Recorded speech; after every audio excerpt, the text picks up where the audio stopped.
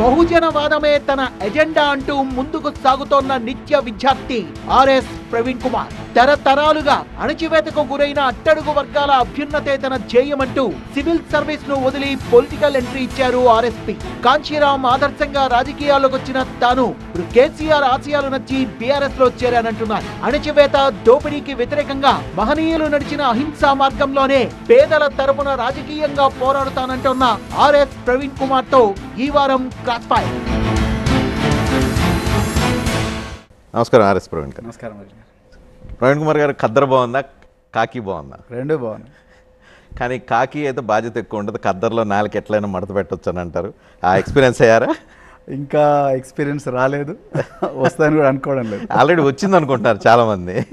ఎందుకంటే వచ్చి మీరు ఐపీఎస్గా రిజైన్ చేసి బయటకు వచ్చిన 2 సంవత్సరాల చాలా ఎక్స్పెరిమెంట్లు చేసేసారు, పార్టీలు మారిపోయారు. మారిపోయినప్పుడు గతంలో మాట్లాడిన దానికి ఇప్పుడు పార్టీలు కాదు, పార్టీ మారాను. ఓకే, మారినప్పుడు ఆటోమేటిక్గా రాజకీయ నాయకుడిగా పూర్తిగా పరివర్తన చెందినట్లే అనుకుంటూ ఉన్నారు. నేనైతే పూర్తిగా రాజకీయ నాయకుడిగా పరివర్తన చెందినట్టని అనుకోవడం లేదు. కానీ ఒక్కటి ఏం చెప్పగలనంటే, ఎక్కడున్నా కూడా నా గుండెలో ఏ సిద్ధాంతం ఉందో ఆ సిద్ధాంతాన్ని మాత్రం నేను కాపాడు. బీఆర్ఎస్ పార్టీలో మీ గుండెలో ఉన్న సిద్ధాంతాన్ని నిలుపుకొని దాన్ని ఇంప్లిమెంట్ చేయడం సాధ్యమైంది అనుకుంటున్నారు? 100%. అందుకొరకే బీఆర్ఎస్కి వచ్చాను. ఎలా సాధ్యం అవుతుంది? మీరు మీరు మీరు దళితవాది, బీఆర్ఎస్ బహుజనవాది. సరే, బహుజనవాది, దళిత రాజ్యం కావాలని కోరుకునే బహుజన రాజ్యం మార్చారా? దళిత రాజ్యం నుంచి బహుజన రాజ్యం నుంచి నేను బహుజన రాజ్యం అని చెప్తున్నాను, దళిత రాజ్యం అని ఎప్పుడు చెప్పలేదు. బహుజన రాజ్యం, బహుజన రాజ్యంలో దళితులకి ప్రధానంగా భూమికి ఉండాలని అందరికీ భూమికి ఉండాలి. జనాభా నిష్పత్తి ప్రకారం ఈ దేశంలో సంపద అవకాశాల వాటా జరగాలని కోరుకునేవాడిని నేను. అన్ని వర్గాలకు కూడా, బహుజన వర్గాలు అంటే. సో బీఆర్ఎస్ లో బహుజన రాజ్యం ఎట్లా సాధ్యమవుతుంది? ఎందుకు సాధ్యం కాదనుకున్నా, రెండు కూడా తిరుగుబాటుకు వ్యతిరేకంగా, అంటే అణచివేతకు వ్యతిరేకంగానే తిరుగుబాటు చేసిన. ఆనాడు మరి కాంశీరాం గారు ఏదైతే బహుజన్ సమాజ్ పార్టీ పెట్టారో, అప్పుడు ఆయన ఓట్ హమారా రాజ్ తుమారా నహి చలేగా అంటే ఓట్లు మావి సీట్లు మీవా అన్న ఉద్దేశంతో ఆ రోజు బహుజన్ సమాజ్ పార్టీ వారు పెట్టారు. అంటే ఆనాడు ఆ తిరుగుబాటు, అంటే ఆ అణచివేతకు వ్యతిరేకంగా తిరుగుబాటు ఆ రోజు కాంశీరాం గారు రాజ్యాంగబద్ధంగా చేశారు. కేసీఆర్ గారు కూడా ఆనాడు ఆంధ్రప్రదేశ్లో ఉండే పెత్తందారులందరూ కూడా తరతరాలుగా 100 సంవత్సరాలుగా తెలంగాణను అణచివేస్తున్నారని చెప్పేసి రాజ్యాంగబద్ధంగా తిరుగుబాటు చేసి తెలంగాణ తీసుకొచ్చారు. రెండింటికి కామన్ పాయింట్ వచ్చేసి అణచివేత, తిరుగుబాటు.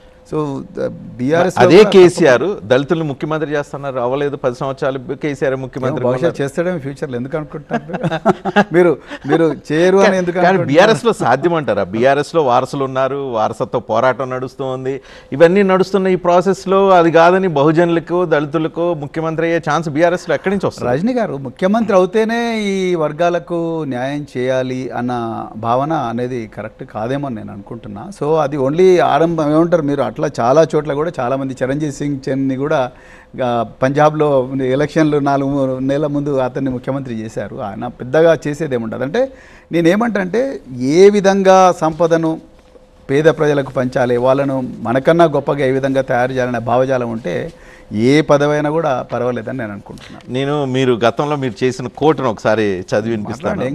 మీరు రజనీకాంత్ అంటేనే ర్యాపిడ్ ఫైర్, ఇప్పుడు మీరు ఎన్కౌంటర్ చేయాలని మొత్తం ప్రిపేర్ చేస్తున్నారు. నేను ఎన్కౌంటర్ స్పెషలిస్ట్, నేను ఓన్లీ ప్రశ్నలే అడుగుతాను. నేను బుల్లెట్ ప్రూఫ్ జాకెట్ లేకుండా వచ్చాను మీ దగ్గరికి. రజనీకాంత్ అంటే నేను అందుకే ముందే అడిగాను, కాకి బాగుందా, ఖద్దరు బాగుందా అని. నేను అంటాను, గతంలో మీరు చేసిన స్టేట్మెంట్లో నియంతృత్వ పాలన తెలంగాణలో ఉంది, ఈ నియంతృత్వ పాలన, గడిల పాలనకి వ్యతిరేకంగా నేను రాజకీయాల్లోకి వస్తాను, బహుజన సమాజవాద్ పార్టీలో చేరుతూ బహుజనుల సంక్షేమం కోసం, అభివృద్ధి కోసం వచ్చానంటున్నారు. ఇప్పుడు అదే గడిల పాలనలో ప్రవీణ్ కుమార్ బందీ అయిపోయి ఉన్నారు. నేను బందీ కాలేదండి, నేను విముక్తున్నయ్యాను. నేను నా మనసులో ఏదైతే ఒక వాదం ఉందో ఆ వాదాన్ని నేను ప్రజల్లోపలికి తీసుకుపోవడానికి ప్రయత్నం చేస్తున్నాను. బీఆర్ఎస్ నేను ఎక్కడ బందీ కాలేదు, కేసీఆర్ గారు నన్ను ఎక్కడ బందీ చేయలేదు, కేటీఆర్ గారు నన్ను ఎక్కడ బందీ చేయలేదు. నాకు చాలా స్వాతంత్రం ఇచ్చారు, నేను ఏం మాట్లాడాలన్నా మాట్లాడమంటున్నారు. అదేవిధంగా ఏ ప్రజలకు ఏ సమస్య వచ్చినా కూడా అక్కడికి నన్ను బొమ్మంటున్నారు. ఇంతకన్నా స్వతంత్రం ఎక్కడ దొరుకుతుంది? ఇన్ఫ్యాక్ట్ బహుజన్ సమాజ్ పార్టీ కన్నా ఎక్కువ స్వతంత్రం వచ్చింది మాకు ఇక్కడ. అవును. సో బీఎస్పీ బహుజనుల కోసం పుట్టిన బీఎస్పీ కంటే బీఆర్ఎస్లో బహుజనులకు ఎక్కువ స్పేస్ ఉందంటున్నారు. నేను ఏమంటున్నా అంటే, నేను ఆ రోజు బహుజన్ సమాజ్ పార్టీ రాష్ట్ర అధ్యక్షుడిగా ఉన్నప్పుడు బీఆర్ఎస్తో పొత్తు పెట్టుకున్న మరుసటి రోజే మళ్ళీ పొత్తు రద్దు చేయమన్నారు. మీరు అర్థం చేసుకోండి. కానీ మీకు ఇది 3 సంవత్సరాల క్రితం మీకు కనిపించలేదు.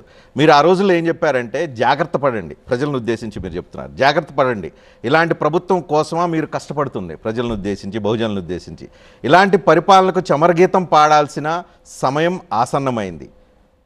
మీరు ఇచ్చిన స్టేట్మెంట్.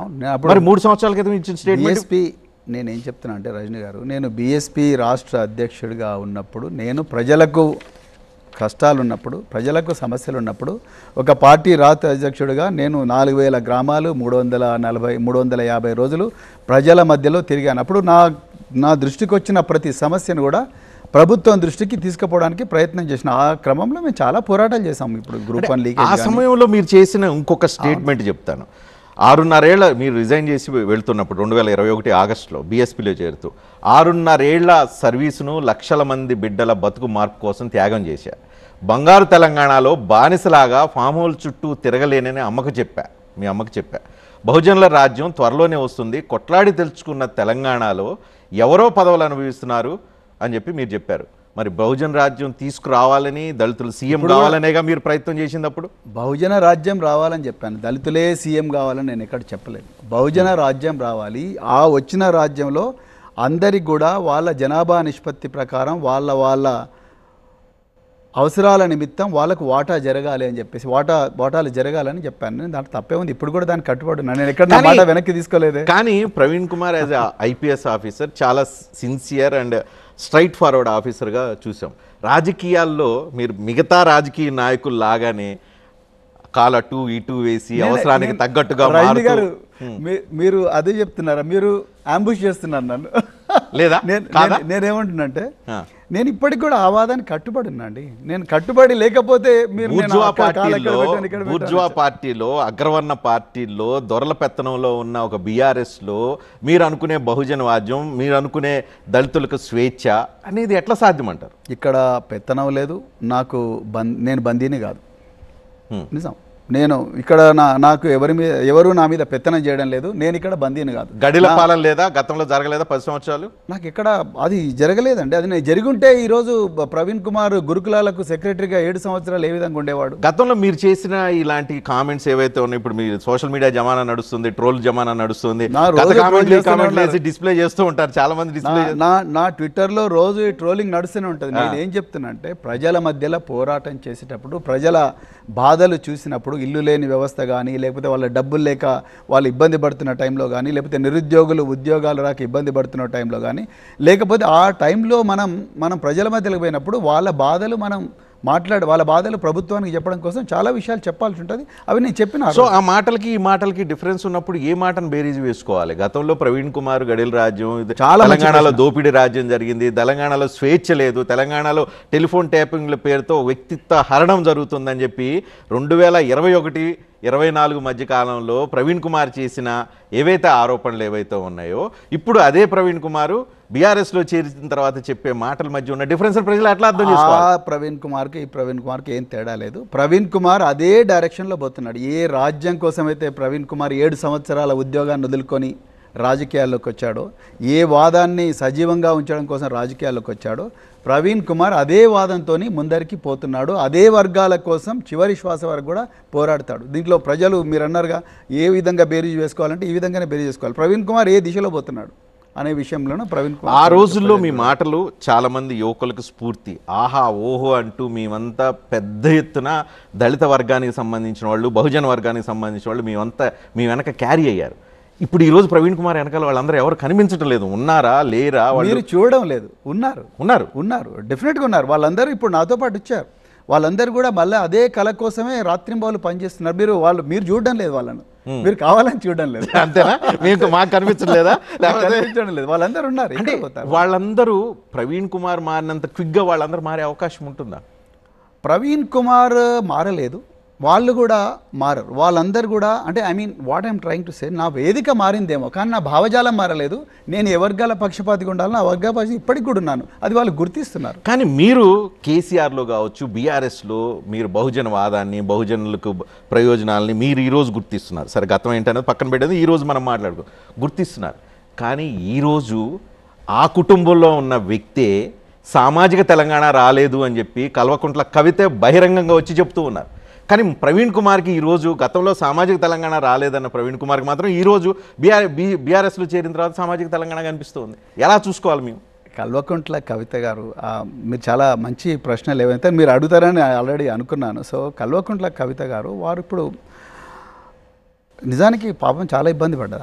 ఆమె 163 రోజుల నిర్బంధంలో చాలా మానసికంగా చాలా ఇబ్బంది పడి ఉంటుంది. సో అందుకొరకు ఆమెకు బహుజన తెలంగాణ, సామాజిక తెలంగాణ రాలేదు అంటే ఆమె గ్లాసులో సగం నీళ్ళు ఉంటే గ్లాస్ సగం ఖాళీగా ఉందనే చూస్తున్నారు. గ్లాసులో సగం నీళ్ళు ఉన్న విషయం కల్వకుంట్ల కవిత గారు చూస్తలేరని నేను అనుకుంటున్నాను. మరి సామాజిక తెలంగాణ కాకపోయి ఉంటే ఇన్ని వేల గురుకులాలు వచ్చిండేవి కాదు. బీసీ వర్గాలకు ఇంత పెద్ద ఎత్తున పెద్దపీట జరిగిండేది కాదు. అదేవిధంగా మరి ఎస్టీలకు 10% రిజర్వేషన్ వచ్చిండేది కాదు. అన్నిటి ముఖ్యంగా దేశంలో ఎక్కడ లేని విధంగా దళిత బంధు స్కీమ్ అనేది వచ్చిండేది కాదు. సో అవన్నీ మరిచిపోయి వారు సామాజిక తెలంగాణ ఇంకా అంటే ఇంకోటి రజనీ గారు, సామాజిక విప్లవం అనేది ఒక 10 సంవత్సరాల్లోనే రాదండి. దానికి 100 సంవత్సరాలు పట్టాలి. ఒక్క రోజులో ఏది కూడా మారదు. కవిత గారు ఇంకా కొంచెం ఓపిక పట్టి ఉంటే బాగుంటుంది అనుకుంటున్నాను. కన్వీనియంట్గా థియరీని మార్చేశారా? లేదు. కుటుంబంలో ఉన్న కేసీఆర్ కుమార్తె మాట నమ్మాలా తెలంగాణ సమాజం? ఆర్ఎస్ ప్రవీణ్ కుమార్ ఇప్పుడు చెప్తున్న మాట నమ్మాలా? తెలంగాణ ప్రజల గుండె చప్పుడును నమ్మాలి. తెలంగాణ ప్రజలు వాస్తవం ఏందో గుర్తించాలి. కల్వకుంట్ల కవిత గారు చెప్తున్న దాంట్లో సగమే సత్యం ఉన్నదని నేను మళ్ళీ చెప్తున్నాను. వారు పూర్తిగా కొంచెం ఓపిక పట్టి ఉంటే బాగుంటుంది. నేను మళ్ళీ చెప్తున్నాను, ఈ సామాజిక విప్లవానికి కొంత జెస్టేషన్ పీరియడ్ ఉంటుంది. ఆ విధంగా దాంట్లో ట్రావెల్ అవుతూనే వస్తుంది. అంటే కవితకు అవగాహన లోపమా? సామాజిక తెలంగాణ అంటే అర్థం కానీ ఒక అవగాహన ఆమె అవగాహన చేసుకునే పరిస్థితి లేదని అనుకుంటున్నాను. రేవంత్ రెడ్డి గారు, కాంగ్రెస్ పార్టీ, ముఖ్యంగా కాంగ్రెస్ పార్టీలు, బీజేపీ పార్టీలు వారిని ఇన్ఫ్లుయెన్స్ చేస్తున్నారేమన్న ఫీలింగ్ నాకు కలుగుతా. కేసీఆర్ కుటుంబ సభ్యురాలని కాంగ్రెస్ పార్టీ ఇంకో XYZ ఇన్ఫ్లుయెన్స్ చేసే పరిస్థితి ఉంటుందా? విత్ ఇన్ ద ఫ్యామిలీ కంటే ఇన్ఫ్లుయెన్స్ చేసే పరిస్థితి ఉంటుంది? నేను అదే చెప్పాను, 163 రోజుల నిర్బంధంలో మానసికంగా పాపం కుంగిపోయింది. నేను కూడా మీకు ఇంకొక విషయం కూడా చెప్పాలి. నేను బహుశా కుటుంబం తర్వాత నేను మొట్టమొదటి వ్యక్తిని ఆమెను తీహార్ జైల్లో పోయి కలిశాను. మీరు ఆమె ఛార్జ్ షీట్లు చదివారు, నేను బయటకు కూడా వచ్చి, మీరు బీయింగ్ ఏ IPS ఆఫీసర్, మీరు గతంలో చాలా మంది మీరు ఛార్జ్ షీట్ వేశారు, కానీ కవిత ఛార్జ్ షీట్ చదివారు. సో మీరు కేసీఆర్ కుటుంబ సభ్యుల తర్వాత మీరే కలిసారండి. నిజంగా చెప్పండి, ఏంటి లిక్కర్ స్కామ్ జరిగిందా లేదా? నాకైతే జరిగినట్టు లేదండి. నేను ఏమంటున్నా అంటే, మీరు క్లీన్ చిట్ ఇస్తారు IPS ఆఫీసర్. నేను ఎందుకు చెప్తున్నా అంటే అది కేవలం ఊహాజనితమైన ఆధారాల బేసిస్ మీద ఒక్క పైసా కూడా రికవర్ చేయకుండా. సో కవిత క్లీన్ చిట్ ఇస్తున్నారు. Being a BRS leader, general secretary, మీరు క్లీన్ చిట్ ఇస్తున్నారు. నేను కవితగానే చూస్తున్నాను, ఒక బాధితురాలుగానే, ఇప్పటికి కూడా బాధితురాలుగానే చూస్తున్నాను. ఆ బాధలో ఆమె చాలా కుంగిపోయింది. నేను జైల్లో కూడా ఆమెతో మాట్లాడినప్పుడు చాలా బాధలో ఉంది. సో కుంగిపోయి మెంటల్లీ డిస్టర్బ్ అయిపోయి తీసుకుంటున్న నిర్ణయాలుగా చూడాలా వీటిని? నేను అలాగే చూస్తున్నాను. ఇందులో ఎందుకు చెప్తున్నానంటే, దేనికైనా ఓపిక ఉండాలండి. దానికి నిజంగా 163 డేస్ నిర్బంధం తర్వాత ఒక వ్యక్తి బయటకు వచ్చిందంటే ఆ వ్యక్తి చాలా కొంత ప్రశాంతమైన వాతావరణంలో, ఈ రాజకీయాలకు దూరంగా, కుటుంబ సభ్యుల మధ్యలో, లేకపోతే ఆహ్లాదకరమైన వాతావరణంలో చాలా సమయం కూడా నన్ను నేను చూస్తే కవిత గారు, నేను కూడా ఇంటరాక్ట్ అయ్యాను, విడిగా కూడా ఇంటరాక్ట్ అయ్యాను. చూసిన తర్వాత స్ట్రాంగ్ లేడీ, గట్టిగా ఉన్నారు, మెంటల్లీ ఫిజికల్లీ చాలా స్ట్రాంగ్ ఉన్నారు, థాట్స్ చాలా ఫర్మ్గా ఉన్నాయి. మరి మెంటల్లీ డిస్టర్బ్ అయినట్టు నాకైతే ఎక్కడా కనిపించలేదు. నాకు వారు స్ట్రాంగ్ లేడీ కాబట్టే చాలా ఆనందం, అంటే నవ్వుతూనే కనిపిస్తున్నారు. కానీ నేను మానసికంగా ఆమె చాలా హర్ట్ అయి ఉంటుందని నేను అనుకుంటున్నాను.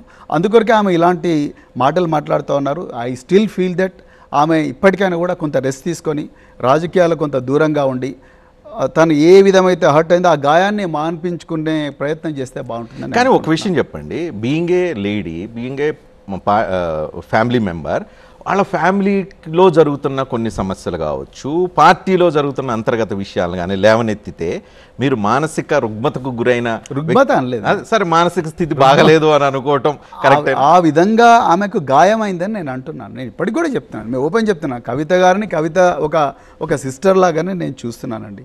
సో ఆమె అకారణంగా ఆమెను 163 రోజులు జైల్లో పెట్టారు, రైట్? సో 163 రోజులు జైల్లో పెట్టిన తర్వాత సాలిటరీ కన్ఫైన్మెంట్లో మిమ్మల్నైనా నన్నైనా అకారణంగా జైల్లో పెడితే మనం మానసికంగా కుంగిపోతాం. సో సమయం సందర్భం వచ్చింది కాబట్టి ఇంకోటి అడుగుతాను. సో కవిత గారు ఆమె ఒక ప్రస్తావన తీసుకొచ్చారు, BRSలో కొన్ని దెయ్యాలు ఉన్నాయని, కేసీఆర్ చుట్టూ దెయ్యాలు ఉన్నాయి. ఆ కేటగిరీలో మీరు కూడా ఏమైనా ఉన్నారా?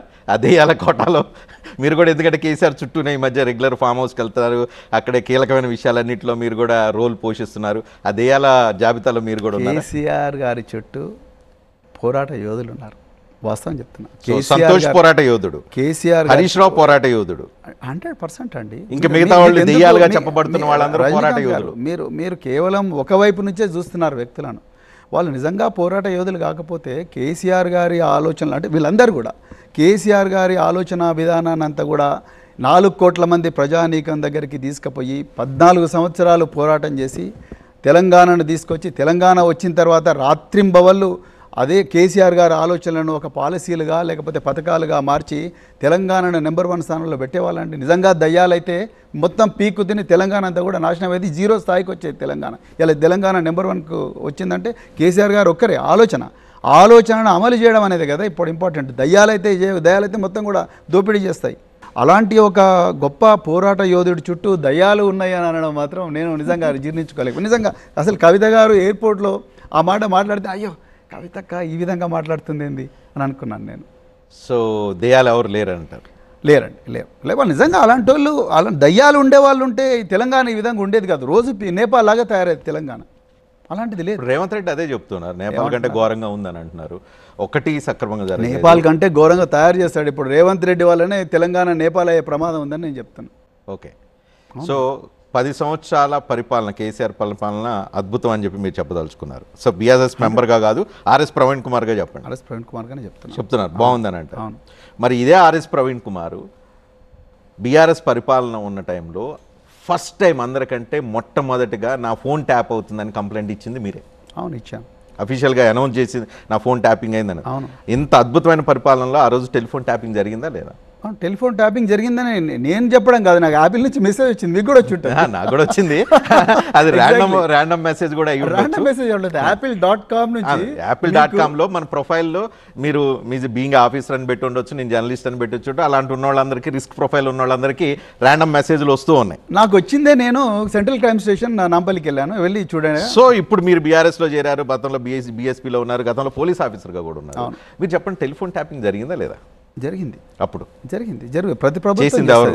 ఇప్పుడు ఎవరైతే జైలు చుట్టూ తిరిగిన వాళ్ళు, జైల్లో ఉన్న వాళ్ళు, వాళ్ళైనా ట్యాపింగ్ చేసి 85 టెలిగ్రాఫ్ యాక్ట్ ప్రకారము దేశ రక్షణ కోసం, అంతర్గత భద్రత కోసం, విదేశీ శక్తుల నుండి దేశానికి ప్రమాదం వాటిల్లకుండా ఉండడం కోసం, దేశ ప్రజల రక్షణ కోసం ట్యాపింగ్ చేయవచ్చు అని సెక్షన్ 1885 ఇండియన్ టెలిగ్రాఫ్ యాక్ట్ చెప్తుంది. ఉగ్రవాదులు, దేశ భద్రతకు నష్టం కలిగించే వాళ్ళు, మావోయిస్టులు, ఇంకెవరైనా ఆ కోటాలో ఆర్ఎస్ ప్రవీణ్ కుమార్, రజనీకాంత్, ఇంకా XYZ ఇప్పుడు ఎవరైతే నా ఫోన్ ట్యాపింగ్ అయింది అని చెప్పి పోలీస్ స్టేషన్ చుట్టూ తిరుగుతూ అఫిడవిట్లు ఇస్తున్నారు, వాళ్ళందరూ కూడా ఉన్నారా? అది వాళ్ళు పోలీసు వాళ్ళు డిసైడ్ చేయాలి. అది నేనేట చెప్పగలను. పోలీసు వాళ్ళు ఎవరికైతే నోటీసులు ఇస్తున్నారో నాకు కూడా నోటీస్ ఇచ్చారు. వెళ్ళి ఇచ్చొచ్చారా? నేను కూడా ఇచ్చొచ్చాను. నా ఫోన్ ట్యాప్ అయింది. ఇప్పుడు పోలీసు వాళ్ళు ఈ హైదరాబాద్లో కాంగ్రెస్ ప్రభుత్వం 100% చేస్తుంటారండి. వాళ్ళు 2 మినిస్టర్లు చేసిండ్రు కదా. చేసిందని మీరు ఆరోపిస్తున్నారు. ఆ మినిస్టర్లు సౌత్ కోస్ట్ పత్రికనే చెప్పింది కదా. నల్గొండ జిల్లాకు బట్టిని అడిగాను, నా ఫోన్ ఏం ట్యాప్ కావట్లేదు, వేరే కంఫర్టబుల్ రెగ్యులర్ కాల్సే మాట్లాడుతున్నా, మాకేం అలాంటి డౌట్లు ఏం లేవు. సేమ్ మీరు చెప్పినట్లుగా 1985 టెలిగ్రాఫ్ యాక్ట్ ప్రకారం ఎవరైతే చేయొచ్చు వాళ్ళ ప్రకారమే చేస్తున్నారు, అంతకుమించి ఏం చేయట్లేదు అని అంటూ ఉన్నారు. కానీ టెలిగ్రాఫ్ యాక్ట్ ముసుగులో రెగ్యులర్గా పొలిటికల్ థ్రెట్ ఉన్న వాళ్ళందరూ ఫోన్లు ట్యాప్ జరిగే మాట వాస్తవా కాదా? బీయింగ్ ఆఫీసర్ చెప్పండి. దానికి నేను ఆన్సర్ ఇవ్వలేనండి. ఎందుకంటే ఇది దేశ భద్రతకు సంబంధించిన విషయం. ఏదైనా కూడా మళ్ళీ ఒకసారి చెప్తున్నా రజనీ గారు, ఏదైనా కూడా ప్రొసీజర్ ప్రకారమే జరుగుతుంది. ఇంటెలిజెన్స్ చీఫ్ ముఖ్యమంత్రికి నేను ఏ విధంగా సమాచారం సేకరిస్తున్నా అంటే ఆయన ఆ పదవిలో ఉండడానికి అర్హుడు కాదు. ఇంటెలిజెన్స్ చీఫ్ పైన డీజీపీకి చెప్తాడు, డీజీపీ పై ప్రిన్సిపల్ సెక్రటరీ హోమ్కి చెప్తాడు, ప్రిన్సిపల్ సెక్రటరీ హోమ్ పై చీఫ్ సెక్రటరీ చెప్తుంది. వీళ్ళందరూ సిగ్నేచర్లు పెడితేనే ఒక నెంబరు ట్యాప్ అవుతుంది. రైట్? ఇంత పకడ్బందీ వ్యవస్థ ఫోన్ ట్యాపింగ్లో ఉంది. అదేదో మిస్యూజ్ చేసిందంటే ఏ విధంగా మిస్యూజ్ చేసినా ప్రూవ్ చేయలేకపోతున్నారు. ఇప్పటికి కూడా సిట్టు దీన్ని ఏ విధంగా మిస్యూజ్ చేసినా ప్రూవ్ చేయలేకపోతున్నారు. ఇప్పుడు 2 మినిస్టర్ల ఫోన్ ట్యాప్లు అయితే కూడా ఇద్దరిది కూడా రేవంత్ రెడ్డి చేయడు. ఇంటెలిజెన్స్ చీఫ్, XYZ మీరు ఇందాక ఏదైతే ప్రొసీజర్ చెప్పారో దాని ప్రకారమే ట్యాపింగ్ జరుగుతుంది. రేవంత్ రెడ్డికి మీరు ఎట్లా అట్రిబ్యూట్? చాలా మంచి ప్రశ్న. ఇక్కడనే ఉంది అసలు తిరకాసు. అత్యంత అధునాతనమైన టెక్నాలజీస్ వాడి బయట కూడా ఎక్స్చేంజ్లు పెట్టుకొని టెలిఫోన్ ట్యాపింగ్ చేసే ఇదంతా జరిగింది బీఆర్ఎస్ నుంచే స్టార్ట్ అయిందని కదా ఇప్పుడు జరిగేది. ఇప్పుడు రాధాకృష్ణరావు ఎవరైతే అదే కదా, నేను కూడా అదే చెప్తున్నా. బీఆర్ఎస్లో జరిగి ఉంటుంటే, ఈ విధంగా అక్రమ ట్యాపింగ్ జరిగి ఉంటుంటే ప్రూవ్ చేయమని చెప్తున్నా నేను. ఎందుకు ప్రూవ్ చేయలేకపోతున్నారు? ఇంతమంది గత 2 సంవత్సరాల నుంచి నడిపిస్తున్నారు కదా మనసు మమత సీరియల్ లాగా, చిన్నారి పెళ్లి కూతురు సీరియల్. ఎందుకు ఇంతవరకు ఏం 3-4 సీరియల్స్ నడుస్తున్నాయి. చిన్నారి పెళ్లి కూతురు నడుస్తుంది, డాక్టర్ బాబు అంతరంగాలు మనసు మమత అన్నీ నడుస్తున్నాయి. అది లాస్ట్కు అశ్లీలమైన థంబ్నెయిల్స్ పెట్టేదాకా వచ్చింది.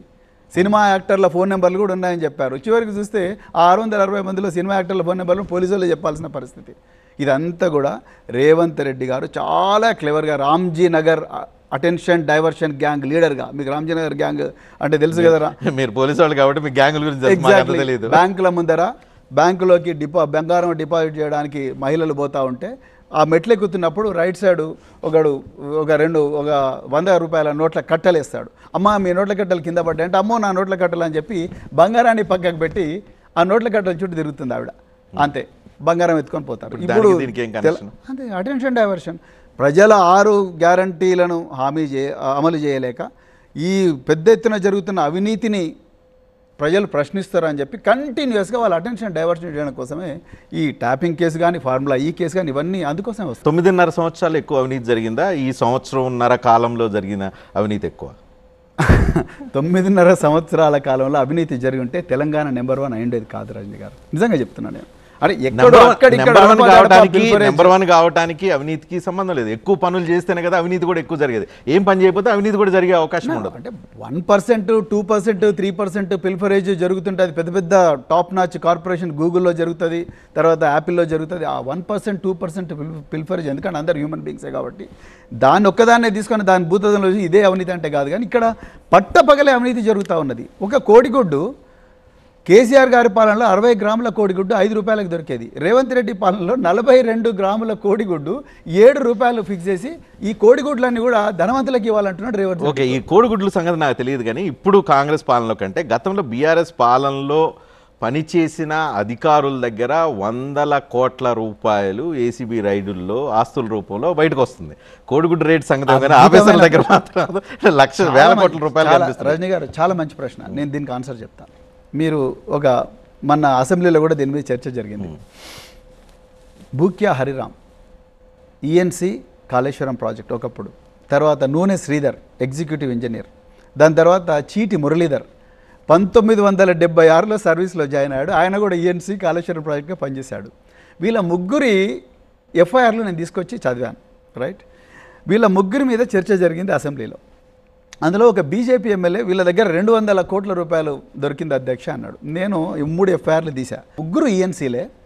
ఆ ముగ్గురి మొత్తం కలిపి 25 కోట్ల రూపాయలు, 30 సంవత్సరాలు పనిచేశారు వీళ్ళు. 1976లో చీటి మురళీధర్ 1 ఎకరం భూమి రంగారెడ్డి జిల్లాలో, అడవి లాంటి రంగారెడ్డి జిల్లాలో కొనుక్కుని ఉంటే ఈరోజు అది 100 కోట్ల దాకా అయి ఉంటుంది. ఎగ్జాంపుల్ చెప్తాను, కొండాపూర్లో 1 ఎకరం భూమి ఉంటే 50 కోట్లు అయి ఉంటుంది. రైట్, సో అలాంటివన్నీ కూడా ఫ్యాన్ విలువ, ఆ రోజు నువ్వు ఎంత కొన్నావు, ఈ రోజు ఎంత ఉంది, దాని వాల్యూ ఎంత పెరిగింది, అవన్నీ చూసి లాస్ట్కు 25 కోట్లకు సెటిల్ చేశారు. ఆ 25 కోట్ల వీళ్ళకు వచ్చిన జీతమే దాదాపుగా 20 కోట్లు, 19 కోట్లు. ఇంకెక్కడుందండి అవినీతి? సో నేను ఏమంటున్నా అంటే, మీరు నిజంగా అవినీతి పరులు అయితే వాళ్ళు ఈఎన్సీ దాకా పోతారా రజనీ గారు? దీనికి కారణం ఏంటి చెప్పాలను నేను మీకు. జస్టిస్ పీసీ ఘోష్ కమిషన్ ముందర బిడ్డ మీరు కాళేశ్వరం ప్రాజెక్టుకు అనుకూలంగా మాట్లాడితే మీకు కూడా నూనె శ్రీధరు, భూక్యా హరిరాము, మురళీధర్ లాగా అందరూ జైల్లో పడి అక్కడ యోగా చేసుకుంటూ కూర్చుంటారు, మీ పరిస్థితి ఈ విధంగానే ఉంటుంది అని వార్నింగ్ ఇవ్వడం కోసం రేవంత్ రెడ్డి గారు పనిచేశారు. ఆర్ఎస్ ప్రవీణ్ కుమార్ అంటే ఒకప్పుడు రౌడీల గుండెల్లో దడ, విప్లవ ఉద్యమాలు చేసేవాళ్ళ గుండెల్లో నిద్రపోతాడని ఒక ఉవాచం ఉంది. ఇప్పుడు ఆర్ఎస్ ప్రవీణ్ కుమార్ బీఆర్ఎస్ తొత్తు, సారీ టు సే బీఆర్ఎస్ తొత్తు, కేసీఆర్ అడుగులకు మడుగులు వస్తే ఒక ప్రవీణ్ కుమార్గా మారిపోయారు. మీరు చెప్తుంది కేసీఆర్ విధానాలకు బీఆర్ఎస్కే కాదు, చివరికి అక్కడ ఆ రోజుల్లో పనిచేసిన అధికారులకు కూడా మీరు సపోర్ట్ చేయాల్సిన పరిస్థితి వచ్చింది. ఇది పిటి కాదా? నేను వాస్తవాలు చెప్తున్నా. నేను బీఆర్ఎస్ తొత్తును కాదు, ఇంకెవరో తొత్తును కాదు, నేను బహుజనుల తొత్తును. ఆ విషయం చెప్పుకోవడానికి నేను చాలా గర్వపడుతున్నా. నేను బహుజన వర్గాలు, అనాదిగా అణచివేయబడ్డ వర్గాలు, వాళ్ళ బాధలు మాట్లాడడం కోసం నేను వాళ్ళ తొత్తుగా మారడానికి నేను సిద్ధంగా ఉన్నాను. నాకు దాంట్లో ఏం లేదు. కానీ మీరు బీఆర్ఎస్ తొత్తు, అసలు బీఆర్ఎస్లో నేను ఒక సభ్యుని, నేను తొత్తు ఎట్లయితే రజనీ గారు, నేను వాళ్లకు ఆ ముగ్గురు ఇంజనీర్లకు అన్యాయం జరిగింది, అంతా దేశం అంతా కూడా వాళ్ళ మీద రాలేస్తుంది. నేను ఆర్ ప్రభాకర్ రావు గారి గురించి కూడా అదే మాట్లాడాను. మీరు టాపింగ్ గురించి మాట్లాడారు కాబట్టి చెప్తున్నాను. నేను ఆర్ ప్రభాకర్ రావు క్యాన్సర్ వచ్చిందండి, రిటైర్ అయిపోయాడు. ఆయన కూడా ఆనాడు ప్రభుత్వం నువ్వు ఉంటే బాగుంటుందా, నీకు కొంచెం ఎక్స్పీరియన్స్ ఉంది, 16 సంవత్సరాలు ఇంటెలిజెన్స్లో టీడీపీ గవర్నమెంట్లో పనిచేసినావు, కాంగ్రెస్ గవర్నమెంట్లో పనిచేసినావు, తర్వాత బీఆర్ఎస్ గవర్నమెంట్లో పనిచేసినావు. క్యాన్సర్ వచ్చిన వ్యక్తి ప్రాణాలకు తెగించి ఇంటెలిజెన్స్లో 16 సంవత్సరాలు పనిచేసి. మీకు ఇంకొక ట్విస్ట్ చెప్తాను. కేంద్ర హోంమంత్రి అమిత్ షా ఆయనకు best intelligence officer in the కంట్రీని అవార్డు ఇచ్చారు. ఆ ప్రభాకర్ రావుని ఇప్పుడు దేశద్రోహి, నువ్వు రజాకారన్ రేవంత్ రెడ్డి అంటున్నాడు. ఇంక ఎట్లా చూస్తారు మీరు? సో అందుకొరకు నేను ప్రవీణ్ కుమార్ను ప్రజలు ఏ విధంగా చూస్తారనుకున్నా నేను బాధపడను, కానీ ఒక అమాయకుడో, ఒక బాగా కష్టపడే శ్రమజీవో, వాళ్ళ ఇబ్బందులు ఉంటే వాళ్ళ తరఫున మాట్లాడే బాధ్యత నేను తీసుకున్నందుకు నాకు చాలా గర్వంగా ఉంది రజనీ గారు. ఇదివరకు అట్లా ఉండేది, ఇప్పుడు కూడా అట్లా ఉందా? బీఆర్ఎస్లో మీరు అందరిలాగా టాప్ 1 2 3 4 5 6 10 తర్వాత 20 ఎక్కడ వస్తారు మీరు? ఈ 1 to 10లో వస్తారా? 10 to 20లో వస్తారా? ఎక్కడ వస్తారు? నేను అట్లా వరుస క్రమంలో ఏ నెంబర్లు ఉన్నాయని చూసుకోవడానికి రాలేదు రజనీ గారు. ఉంటే నేను బీఆర్ఎస్ అధికారం లేనప్పుడు బీఆర్ఎస్లో జాయిన్ అయ్యాను. రేవంత్ రెడ్డి గారు, ప్రవీణ్ కుమార్ నువ్వు తెలంగాణ పబ్లిక్ సర్వీస్ కమిషన్ చైర్మన్గా ఉండు, లేకపోతే ప్లానింగ్ బోర్డ్ వైస్ చైర్మన్గా ఉండు అని ఎన్నో ఆశలు చూపించిన నేను అధికారం కోల్పోయిన బీఆర్ఎస్ పార్టీ వైపే వచ్చిన అంటే నేను ఏం మాయ చేశారు కేసీఆర్? మీరు ఆయన ఓడిపోయిన తర్వాత మీలో ఏం మాయ చేస్తే మీరు అక్కడికి వెళ్ళారు? మాయ కాదండి, నాకు అనిపించింది నేను బహుజన సమాజ్ పార్టీ రాష్ట్ర అధ్యక్షుడిగా ఉన్నప్పుడు బీఆర్ఎస్తో కలిపి కూటమి ఒప్పందంలో భాగంగా పార్లమెంట్ ఎలక్షన్స్ కలిపి కొట్లాడదాం అనుకున్నాం. ఆ రోజు దీనివల్ల బహుజన రాజ్యం వస్తుందని, అంటే రెండు కలిస్తే బహుజన రాజ్యం వస్తుందనే ఒక ఆలోచన, తెలంగాణ ఇంకా బాగా డెవలప్ అవుతుంది, అన్ని వర్గాలు డెవలప్ అవుతున్న ఒక ఆశతో నేను ఆ రోజు మరి కేసీఆర్ గారితో చేతులు కలిపాను. ప్రవీణ్ గారు, తెలంగాణలో పొలిటికల్ స్పేస్ ఉందా? కొత్త రాజకీయ ప్రత్యామ్నాయం కోసం ప్రజలు చూడాల్సిన సమయం ఆసన్నమైందా? నాకు ఆ స్పేస్ అవసరం కనిపించడం లేదండి. తెలంగాణ ప్రయోజనాల కోసం 25 సంవత్సరాల నుంచి పోరాడుతున్న బీఆర్ఎస్ పార్టీ ఉన్నది. తెలంగాణను దోపిడీ చేయడం కోసం కాంగ్రెస్, బీజేపీలు రెండు కూటమిగా మారిన పరిస్థితి ఈరోజు ఉన్నది. తెలంగాణలో 3వ పార్టీ, 4వ పార్టీ అవసరం లేదు. బీఆర్ఎస్ కుటుంబ కలహాలతో, అంతర్గత సంక్షోభంతో కూరుకుపోయి ఉంది. మీరు అంటున్నట్లుగా కాంగ్రెస్లో ప్రజా వ్యతిరేకత మీరు అనుకున్నట్లుగా కనిపించవచ్చు. బీజేపీ ఎదగలేని పరిస్థితిలో కనిపిస్తుంది. ఈ నేపథ్యంలో ఒక ప్రత్యామ్నాయం కొరకు ప్రజలు ఎదురు చూస్తున్నారు అనే ఒక ఆలోచన చేసేవాళ్ళు చాలామంది కనిపిస్తారు. తెలంగాణలో మునుపెన్నడూ లేనంత ఆతురతతోని మళ్ళీ బీఆర్ఎస్ పార్టీ అధికారంకు రావాలని చెప్పేసి తెలంగాణ ప్రజలు ఎదురు చూస్తున్నారు. మీరు అనుకున్నట్టుగా కుటుంబ కలహాలు అసలు లేవు బీఆర్ఎస్ పార్టీలో. నేను ముందరనే చెప్పాను. బీఆర్ఎస్లో సంక్షోభం లేదా? లేదు. ఉంటే మేము ఇంత ధైర్యంగా, ఇంత కాన్ఫిడెంట్గా ప్రజల గొంతుకగా మారి రాత్రింబావులు ప్రజల కోసం పోరాడే పరిస్థితి. కానీ బీఆర్ఎస్ కవిత రూపంలో క్రియేట్ అయిన సంక్షోభాన్ని, దాన్ని అధిగమించడంలో తడబడుతూ ఉంది. ఆ సమస్యకు సస్పెన్షన్ అనే ఒక నిర్ణయంతో కుట్టిపడేయాలని చూస్తుంది. కానీ ఇది రాబోయే రోజుల్లో పెరిగి పెద్ద తుఫాను, సునామీ లాగా మారుతుంది. ఇంపాసిబుల్, అసాధ్యం. బీఆర్ఎస్లో ఆ సంక్షోభం లేదు. కవిత గారిది కేవలం ఒక టీ కప్పులో తుఫాన్ లాంటిదే నేను అనుకుంటున్నాను. కేసీఆర్ టీడీపీ నుంచి బయటకు వచ్చిన సందర్భంలో కూడా సేమ్ అంతే అనుకున్నారు. కానీ ఆయన తెలంగాణ రాష్ట్ర సాధన కోసం, ఇంత పెద్ద పార్టీ నిర్మించడం కోసం కారణమైంది. సేమ్ కవితను కూడా అట్లా ఎందుకు అనుకోకూడదు? కవిత గారికి ఆ స్పేస్ లేదు. ఆ కుటుంబం నుంచే వచ్చింది, ఆ రక్త బంధమే ఉంది. ఆ స్పేస్ లేదు కవిత గారికి. నిజంగా చెప్తున్నాను, కవిత గారికి ఆ స్పేస్ లేదు. అన్ఫార్చునేట్లీ నేను మళ్ళీ రిపీట్ చేస్తున్నాను, కాంగ్రెస్ బీజేపీల కుట్ర వల్లనే కవిత గారు ఆ విధంగా మాట్లాడారు. మీరు ఇందాక అడుగుతున్నప్పుడే నేను మళ్ళీ క్వశ్చన్ చేద్దాం అనుకున్నా. బీజేపీ ఆమెను జైలుకు పంపించింది కవితని. అలాంటి బీజేపీతో ఆమె అంటగాగే అవకాశం ఎట్లా ఉంటుంది? తన తండ్రి పార్టీ బీఆర్ఎస్ కంటే కాంగ్రెస్ ఉచ్చులో ఎందుకు పడే అవకాశం ఉంటుంది? చాలా మంచి ప్రశ్న. నేను ఒక్క ఎగ్జాంపుల్ చెప్తే మీకు అర్థమైపోతుంది. Crime number 441 of Jubilee Hills police station versus crime number 898 of 2025 of Medipalli police station. ఇవన్నీ ఏంటనుకోవచ్చు మీరు. Crime number 441 of Jubilee Hills police station Maha news channel మీద కొంతమంది బీఆర్ఎస్వి విద్యార్థులు దాడి చేశారు. ఎందుకంటే కేటీఆర్ గారి మీద అశ్లీలమైన టెలిఫోన్ ట్యాంప్కి సంబంధించి అశ్లీలమైన థంబ్నెయిల్ చేశారు. తెలంగాణ ఆత్మగౌరవం దెబ్బతిన్నదన్న బాధతోనే చేశారు. అందులో 36 మంది నిందితులు. చాలామందిని అరెస్ట్ చేశారు. 6 మంది విద్యార్థులను కొట్టుకుంటూ 16 రోజులు జైల్లో పెట్టారు. మహాన్యూస్ మీద దాడి కట్ చేస్తే 898/2025 తీన్మార్ మల్లన్న క్యూ న్యూస్ మీద దాడి. తీన్మార్ మల్లన్న అనరాని మాట అన్నాడు, నేను కూడా సపోర్ట్ చేయను ఆ మాట. కానీ దాని మీద తెలంగాణ జాగృతి కార్యకర్తలు పెద్ద ఎత్తున దాడి చేశారు. గన్మెన్ 2 కార్బన్ రైఫిళ్లతో ఫైర్ కూడా చేశారు. 898/2025. గమ్మత్ ఏంటంటే అందులో ఇంతవరకు ఒక్క అరెస్ట్ కూడా కాలేదు. గన్మెన్లను అక్కడి నుంచి ఆ ఉద్యోగం నుంచి తీసి వాళ్ళని హెడ్ క్వార్టర్కి అటాచ్ చేశారు. ఇందులోనేమో ఘోరంగా అరెస్ట్ చేసి కొట్టుకుంటూ జైలుకు పంపించారు దాదాపు 36 మందిని. అందులో ఒక్కరు కూడా అరెస్ట్ కాలేదు. అక్కడ కాల్పులు జరిగినాయి. నేను కొంతమంది పోలీస్ ఆఫీసర్లను అడిగాను, ఏంటంటే సార్ ప్రభుత్వం, హోంమంత్రి గారు, ముఖ్యమంత్రి గారు రేవంత్ రెడ్డి గారు ఈ కేసు ముట్టుకోవద్దని చెప్పాడు. ఏ కేసు? జాగృతి కార్యకర్తలు ఈ మా తీన్మార్ మల్లన్న న్యూస్ మీద చేసిన దాడి. మహా న్యూస్ మీద మాత్రం రాత్రే వచ్చి తెలంగాణ భవన్కి వచ్చి దాడి చేసి కారుతో సహా అందరినీ తీసుకొని పోయారు. పాల్గొనని కారుతో సహా అందరినీ తీసుకొని పోయారు. నేను ఏం చెప్పాలనుకుంటున్నా అంటే ఇందులో కాంగ్రెస్ పార్టీ ఆ వల్నరబుల్ మూమెంట్, అంటే కవిత గారు ఏదో బాధలో ఉన్నప్పుడు కాంగ్రెస్ పార్టీ ఆ వల్నరబుల్ మూమెంట్తో ఆమెను ఇన్ఫ్లుయెన్స్ చేసి మీరు రాబోయే రోజుల్లో మీరు కలహము, చిచ్చు అవన్నీ అన్నారు కదా, ఆ విధంగా ఆమె ద్వారా కుటుంబాన్ని ఇబ్బంది పెట్టాలి, లేకపోతే పార్టీని ఇబ్బంది పెట్టాలనే ప్రయత్నం చేస్తున్నారన్న అనుమానాలకు బలంగా ఈ కేసు మీకు క్లియర్గా కనిపిస్తుంది. మీకు అట్లా అనిపిస్తుంది? మీరు మాట్లాడుతుంటే, మీరు మాటలు వింటుంటే నాకు ఇంకో రకంగా అనిపిస్తుంది. ఎట్లా అనిపిస్తుంది? కవిత కాంగ్రెస్ కోవట్టుగా బీఆర్ఎస్లో ఇంతకాలం ఉండి పనిచేశారు అని చెప్పకనే చెప్తున్నట్టు నాకు అనిపిస్తుంది. నేను అట్లా అనుకోవడం లేదు. ఈ జైలు నుంచి వారు బయటకు వచ్చిన తర్వాత కవిత గారు నిజంగా కొంత రెస్ట్ తీసుకుంటే బాగుంటుండే. రెస్ట్ తీసుకున్నారు.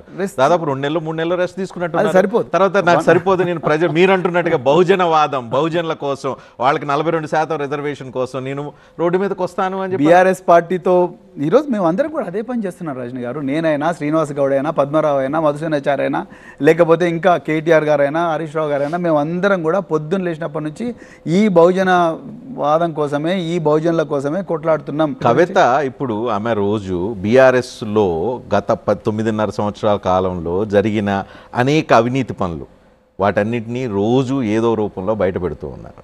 సో ఇన్ని అవినీతి పనులు వీళ్ళందరూ చేసుంటే వాటికి కారకులు అప్పుడున్న ప్రభుత్వం, అప్పుడున్న ముఖ్యమంత్రిదే బాధ్యత వహించాలి. ఇలాంటి అవినీతి పనులు చేసింటే కేసీఆర్ ఎప్పుడో వీళ్ళందరినీ చంపేసినవాడు. నిజంగా చెప్తున్నా, చాలా కేసీఆర్ గారు చాలా మండలు అంటే నేను ఆఫీసర్గా చూసినా కాబట్టి చెప్తున్నా. కేసీఆర్ గారు ఎవరైనా మేము నిజంగా డబ్బులు తినుంటే, మేము నిజంగా 100 కోట్లు 1000 కోట్లు తినుంటుంటే ఈరోజు ఇక్కడ ఉండేవాళ్ళం కాదు, మేము జైళ్ళలో ఉండేవాళ్ళం. కేసీఆర్ గారు ఇట్లా తప్పులు చేసి ఆమె కవిత గారు నేను ఈరోజు ఒక స్టోరీ, రేపు ఇంకో స్టోరీ, ఇట్లా మీ అవినీతి బండారంతో బయటపడి ఊరికే మాటలు చెప్పడం చాలా ఈజీ. రజనీ గారు, కవిత ఉచ్చులో బీఆర్ఎస్ చిక్కుకొని అల్లాడిపోయే పరిస్థితి వస్తుందా అనేది నా బాధ. డౌట్. కాంగ్రెస్ బీజేపీల ఉచ్చులో కవిత గారు పడకుండా ఉండాలని ఇప్పటికి కూడా నేను కోరుకుంటున్నా. వాళ్ళు మళ్ళీ బీఆర్ఎస్కు రావాలని కోరుకుంటున్నా. ఒక బ్రదర్గా కవిత గారిని నేను మీ ద్వారా రిక్వెస్ట్ చేస్తున్నా, దయచేసి. నాకు అర్థం కాని పాయింట్ ఏంటంటే, మీరు ఇంగ్లీష్లో ఒక సామెత ఉంది, blood is thicker than anything. నీకు కవిత కేసీఆర్ కూతురు, కేటీఆర్ చెల్లి, వాళ్ళు కూర్చొని మాట్లాడుకుంటే అయిపోయే మ్యాటర్కి ఎందుకు ఎక్కడ చెడింది ఇక్కడ దాకా వచ్చింది? అది మీరు కవిత గారిని అడగాలి. నాకైతే ఆ వాతావరణం నాకు కనిపించింది. నేను to be very honest, KCR గారుతో నాకుండే ఆఫీసర్గా ఉండే అనుబంధం, అదేవిధంగా ఈ మధ్య కాలంలో రాజకీయ నాయకుడిగా ఉండే అనుబంధం, అందరినీ ఒకటేలాగా చూస్తారండి. పార్టీ ప్రయోజనాలే కేసీఆర్ గారికి ముఖ్యం, తెలంగాణ ప్రయోజనాలే ముఖ్యం. అంతే, దీంట్లో రక్త సంబంధాలు ఇక్కడ ఏంటంటే రక్త సంబంధం కన్నా తెలంగాణ సంబంధాలు లేకపోతే, రక్త సంబంధం లేకపోతే కేటీఆర్ తీసి వేరే వాళ్ళని పెట్టమనండి రేపు వర్కింగ్ ప్రెసిడెంట్గా. అవసరం లేదు కదా. ఇప్పుడు ఆయన అంతగా RS Praveen Kumar capable, RS Praveen Kumar working president కుటుంబ బంధాలు అనుబంధాలు లేవనుకుంటే. నేను రాజకీయ విద్యార్థిని. నేను కేటీఆర్ గారు చాలా అద్భుతంగా చేస్తున్నారు. ఇంకా ఆయన నాయకత్వంలో తెలంగాణ ఇండియాలోనే కాదు ప్రపంచంలో కూడా చాలా గొప్పగా, ఒక ఈస్తోనియా లాగా, ఒక లిథువానియా లాగా, లేకపోతే ఒక మొనాకో లాగా, సింగపూర్ లాగా, లేకపోతే ఇంకా గొప్ప దేశాలాగా తయారయ్యే ఒక అవకాశం ఉందనే నమ్మకం నాకు కూడా ఉంది. అందుకొరకు ఆయన బాగా చేస్తున్నారు. ఎందుకు దాంట్లో back to my question, political స్పేస్ని కవిత రాబోయే రోజుల్లో తెలంగాణలో ఫిల్ చేస్తారా? అది కేవలం పగటి కల కాదు. బీఆర్ఎస్ పార్టీ అనుభవపూర్వకంగా చెప్తున్నారా? బీఎస్పీలో ఆల్రెడీ నేను ఒక ఎక్స్పెరిమెంట్ ఒక చేసి నాన్ పొలిటీషియన్గా, ఒక ఆఫీసర్గా, అదే విధంగా ఒక ఇప్పుడిప్పుడే రాజకీయాలు నేర్చుకుంటున్న వ్యక్తిగా, అక్కడ బహుజన రాజకీయాలను కూడా చూసిన వ్యక్తిగా నేను ఆ పరిస్థితి తెలంగాణలో ఉత్పన్నం కాదనుకుంటున్నాను. పాయింటే. కానీ నాకు ఇంకొక విషయం క్లారిటీ ఇవ్వండి. చాలామంది తెలంగాణలో చాలామంది దగ్గర ఉన్న డౌట్ ఇది. కవితని అసలు కేటీఆర్ అండ్ కేసీఆర్ ఆడిస్తున్నారా?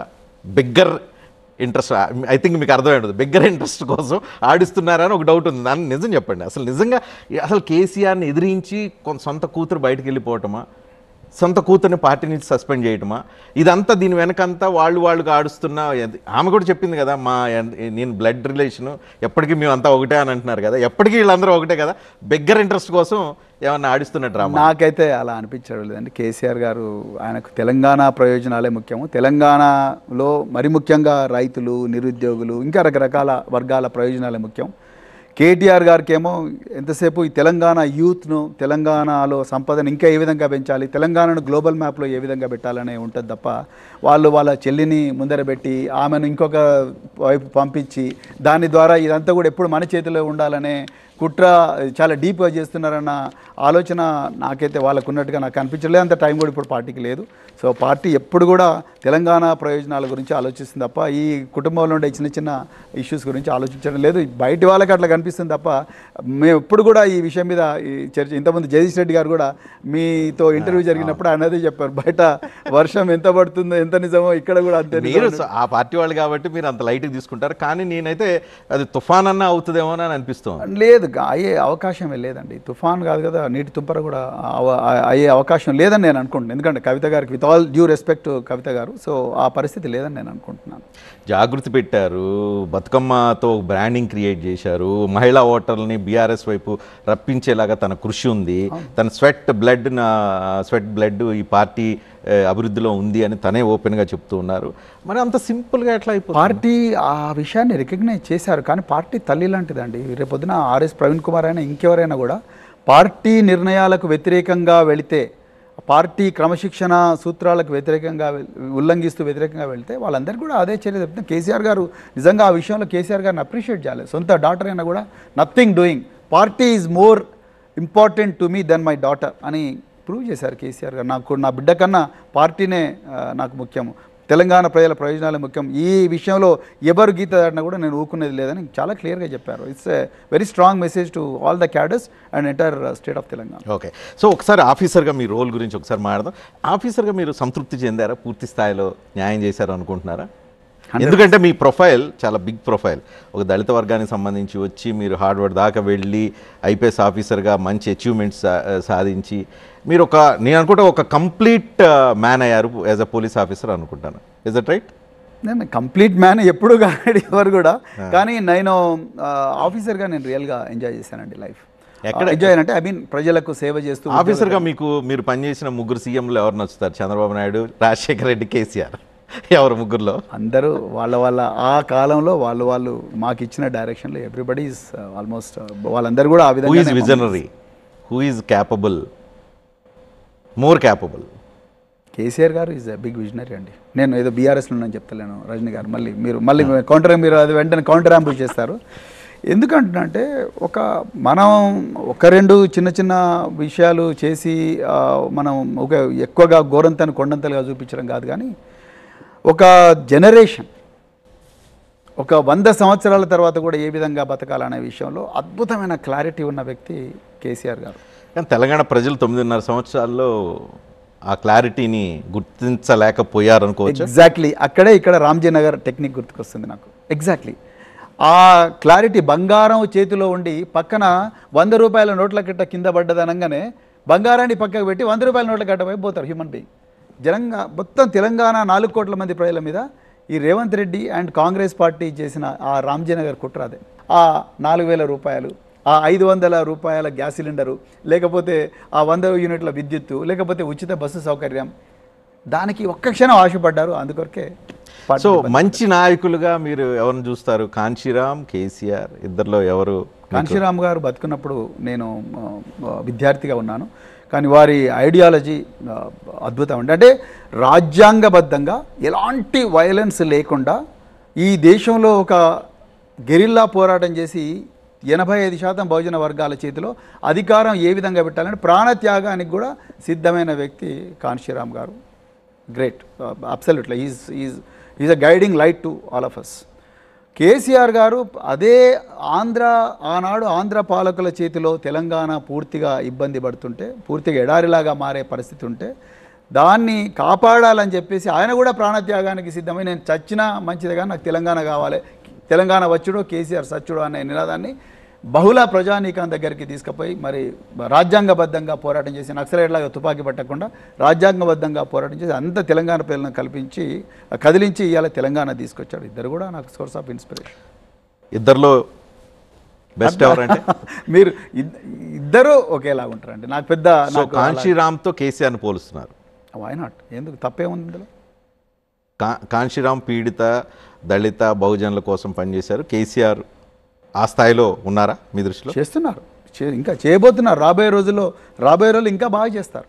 రాబోయే రోజుల్లో ఇంకా సంపదను పెద్ద ఎత్తున కూడా ఈ వర్గాలకు పంచే ప్రయత్నం కేసీఆర్ గారు కూడా చేస్తారు. అందుకొరకే నేను బీఆర్ఎస్ పార్టీలోకి వచ్చాను. మీరు ఒక బ్యూరోక్రాట్గా నుంచి పొలిటీషియన్ అయ్యారు. ఒక విషయం చెప్పండి, బ్యూరోక్రాట్లు పార్టీల మార్గంలో క్విక్గా మారిపోతూ ఉంటారు. మొత్తం ఇదివరకు బ్యూరోక్రాట్స్కి ఇప్పుడున్న బ్యూరోక్రాట్స్కి మధ్య చాలా డిఫరెన్స్ ఉంది. ఇప్పుడు బాస్ ఉన్నారు, అంతవరకు ఇండిపెండెంట్గా పనిచేసేవాళ్ళు అంటారు, నిజమేనా? నాకు ఇప్పుడు బ్యూరోక్రసీలో మీరు అన్నట్టుగా అంటే మొండిగా ఒక పాలసీ కోసం రాత్రింబావులు కష్టపడి పనిచేసి పొలిటికల్గా ఇబ్బందులు వచ్చినా కూడా తట్టుకునే బ్యూరోక్రసీ తగ్గింది. అది వాస్తవం. అప్పటికి ఇప్పటికీ తేడా. సమాజంలో అన్ని మార్పులు వచ్చినట్టే ఇక్కడ కూడా వచ్చింది. వాళ్ళ కూడా మార్పులు వచ్చినాయి. కానీ మీరు అంటే ప్రధానంగా బ్యూరోక్రాట్స్లో ఐఏఎస్లు కావచ్చు, ఐపీఎస్లు కావచ్చు, వీళ్ళు ఒక బలమైన లాబీ పనిచేస్తుంటుంది. దాంట్లో బలమైన ఎస్సీ లాబీలు ఉంటాయి అని అంటారు, నిజమైనా? ఒప్పుకోవచ్చు. ఎస్సీలుగా బలమైన లాబీ ఉంటే వాళ్ళ పరిస్థితి ఈ విధంగా ఉండేది కాదు. అంటే ఒకళ్ళొకళ్ళు కోఆపరేట్ చేసుకోవడం లాంటివి కూడా ఉంటాయి. వాళ్ళు నిరంతరం భయకంపితులై బతుకుతూ ఉంటారు.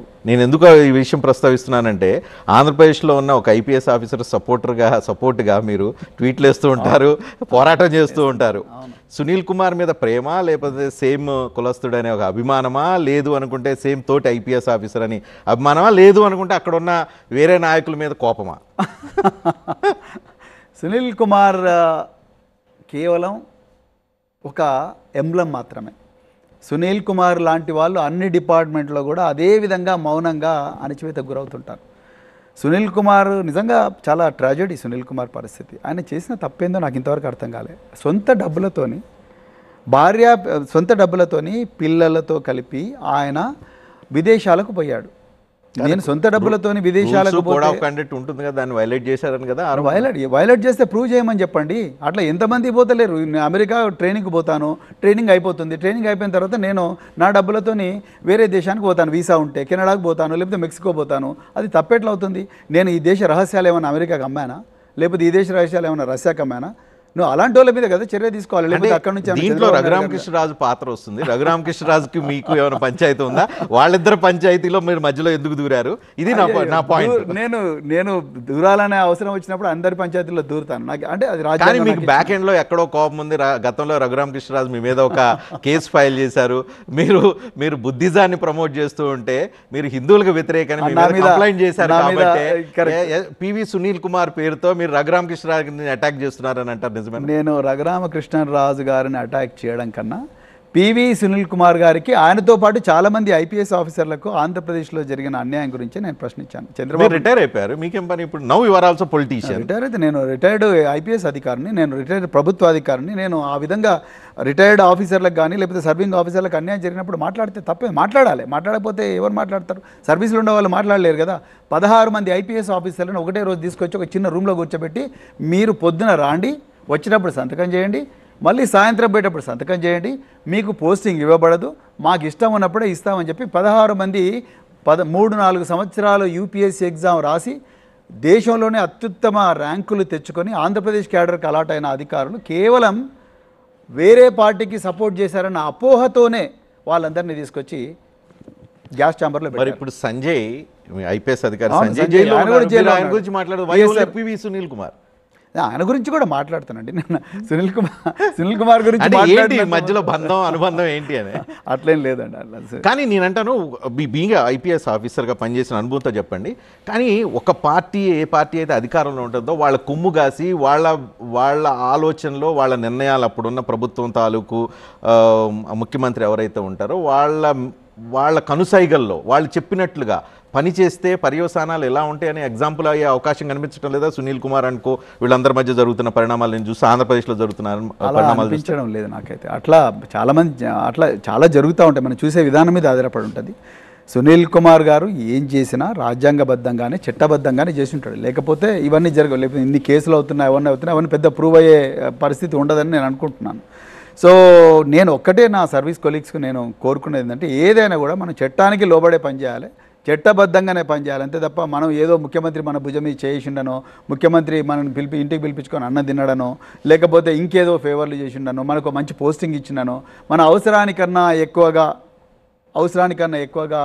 అతి వినయం చూపించి ప్రజలకు అన్యాయం చేసే పరిస్థితి వస్తే అందరి పరిస్థితి ఈ విధంగా ఉంటుంది. అందువరకు సాధ్యమైనంత వరకు చట్టబద్ధంగానే పనిచేయాలని నేను కోరుకుంటాను. కానీ పివి సునీల్ కుమార్ విషయంలో ఆయనకు మొదటి నుంచి కూడా అన్యాయం జరుగుతుంది. నా బాధ ఆయన అబ్బాయి I'm more sympathetic to PV Sunil Kumar. అంటే ఆయన ఒక జిల్లా ఎస్పీగా ఇవ్వాలంటే పాపం ఎంత కష్టపడి ఇచ్చేటోళ్ళు.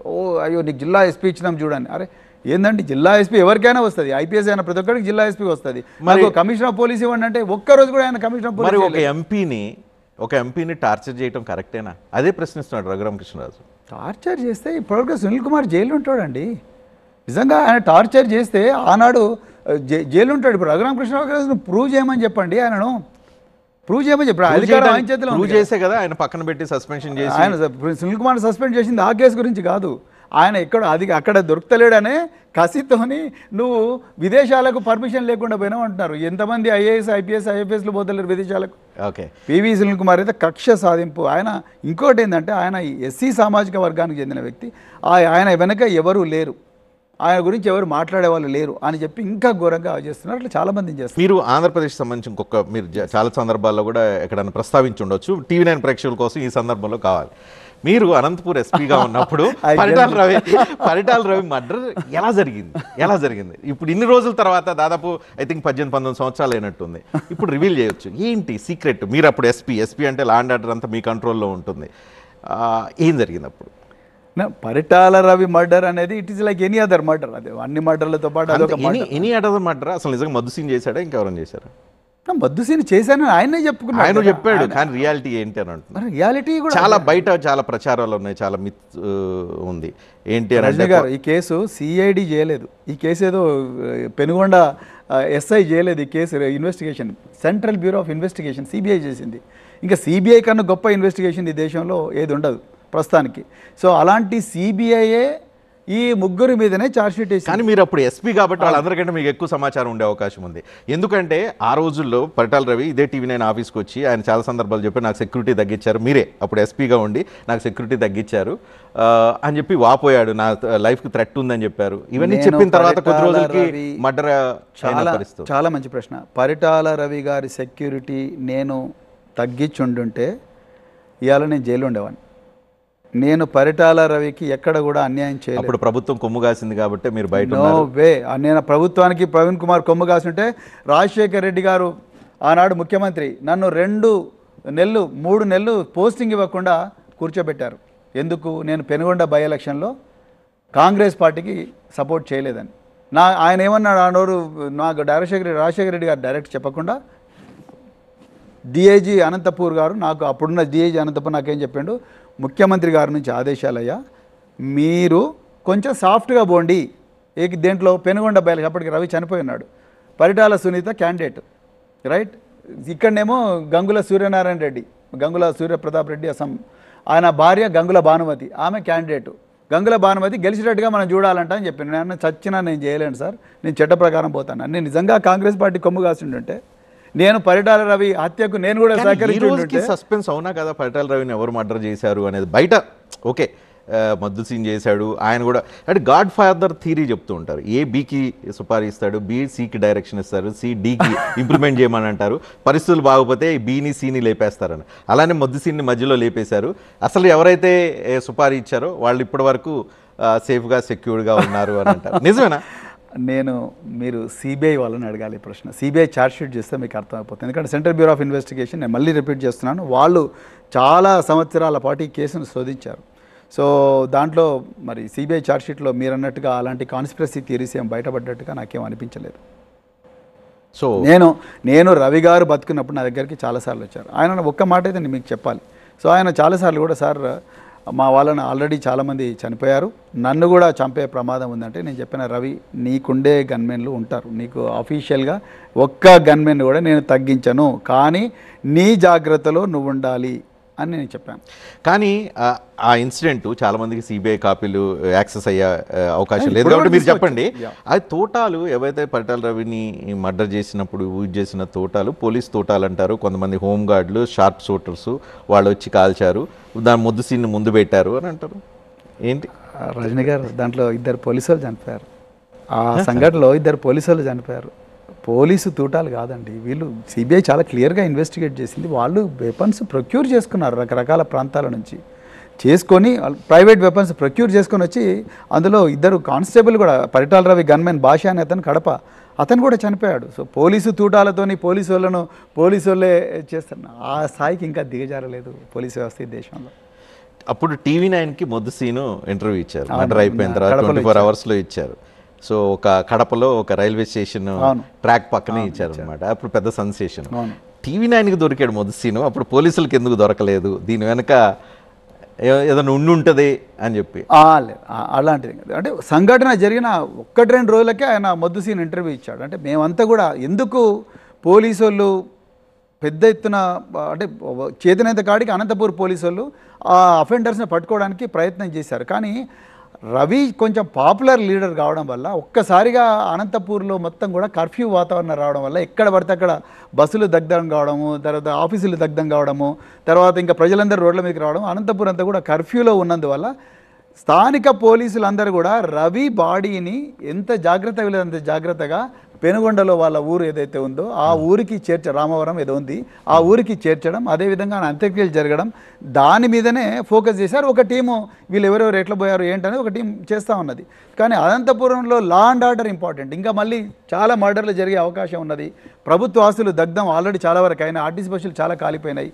సో ఇప్పుడు మళ్ళీ ఎక్కువగా ఆస్తులు దగ్ధం కాకూడదు, ఆస్తులకు ధ్వంసం కాకూడదు, మళ్ళీ మర్డర్లు కాకూడదు అనే ఉద్దేశంతోనే ఆ రోజు స్థానిక పోలీసులందరూ లా అండ్ ఆర్డర్ మీద ఎక్కువ ఫోకస్ చేశారు, రవి అంత్యక్రియల మీద ఫోకస్ చేశారు. సో రిగ్రెట్ ఏమైనా అవుతారా మీ హయాంలో పరిటాల రవి మర్డర్ జరగడం ఆ సందర్భంగా? You face lot of problems or issues ఏదో ఒకటి పొలిటికల్. ఈ మర్డర్ పరిటాల రవి ఒక్కటే కాదండి, ఏ మర్డర్ జరిగినా కూడా ఒక ఎస్పీగా చాలామంది బాధపడతారు. అంటే అయ్యో ప్రాణం పోయింది కదా మనకు. అందులో పరిటాల రవి అనే వ్యక్తి మామూలు వ్యక్తి కాదు, ఒక ఎమ్మెల్యే. సో ఎమ్మెల్యే దాంతోపాటు ఒక 2 కానిస్టేబుల్ కూడా చనిపోయారు. అది కూడా పవర్ఫుల్ మ్యాన్. ఆ రోజు అనంతపూర్ రాజకీయాలను ఒకవైపు జేసీ దివాకర్ రెడ్డి, ఇంకోవైపు పరిటాల రవి, వీళ్ళిద్దరు రోడ్డుకు రైట్ సైడ్, జేసీ రోడ్డుకు లెఫ్ట్ సైడ్ పరిటాల, వీళ్ళిద్దరు శాసించే వాళ్ళు. అందులో మధ్యలో పోలీసు వ్యవస్థ, కలెక్టర్, వీళ్ళందరూ చిక్కుకుంటారు. సో ఇది అనంతపురం రాజకీయాలు ఆ రోజుల్లో ఆ విధంగా ఉండేవి. ఇప్పుడు కొంత మారినాయని నేను అనుకుంటున్నాను. ఆ బాధ అయితే ఉంటుందండి, మరి బాధ లేకుండా ఒక పబ్లిక్ రిప్రజెంటేటివ్ నా హయాంలో అయ్యో చనిపోయింది కదా అన్న బాధ డెఫినెట్గా ఉంటుంది. మీరు ఒకప్పుడు అంటే మీ లాస్ట్ ఇంటర్వ్యూ మీరు చేసింది, మీరు ఐపీఎస్ ఆఫీసర్గా, that especially controversial interview Rajinikanth గారు చేశారు. అప్పుడు స్వారో సేమ్ అయిపోయింది. ప్రవీణ్ కుమార్ బ్రెయిన్ చైల్డ్, దాన్ని ఒక అద్భుతమైన ఒక వ్యవస్థగా నిర్మించి దళిత జాతి ఉద్ధరణ కోసం, పేద దళితులని వాళ్ళని ప్రయోజకులు చేయటం కోసం మీరు దాన్ని కంకణం కట్టుకొని చాలా పెద్ద ఎత్తున దాన్ని మీరు ఆఫీసర్గా ఉండి నడిపి మీలో ఒక పరివర్తన చూసాం.